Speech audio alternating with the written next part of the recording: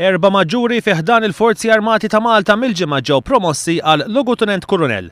Jeffrey Kurmi, Mark Mallija, Mark Said u Pier Vassallo ġew promossi għal dan il-gradi li kien ikkonfermat permezz tal-ħarġa tal-Gazzetta tal-Gvern tal-ġimgħa.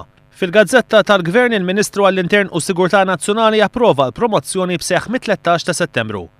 Mhux qed ikun eskluż ukoll li dawn jistgħu jkomplu javvanzaw skont il-ħtieġa tal-Armata u l-mod kif qed tkun ristrutturata għall-eżiġenzi tas-servizz kif ukoll fl-interess tal-pajjiż.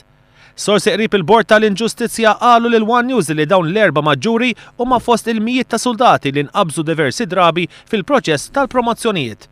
Waqt il-laqgħa ta' konsultazzjoni gvern illi jisma' f'Kastilja, il-Ministru għall-Internu u Sigurtà Nazzjonali Manuel Mallija kien ħabbar li l-Gvern se jwaqqaf kummissjoni illi se tistħarreġ l-ilmenti u tirrakkomanda soluzzjonijiet dwar każi ta' inġustizzja illi setgħu sofrew uffiċjali u soldati fl-Armata. L-istess sorsi qalu lil One News li sal-aħħar ta' Awwissu li għadda il-Kummissjoni irċeviet 250 rapport ta' allegat inġustizzja. Intant intqal ukoll illi il-ħamis kienet l-aħħar ġurnata tal-Brigadier Martin Xwireb mal-Armata hekk kif beda dak imsejjaħ terminal leave.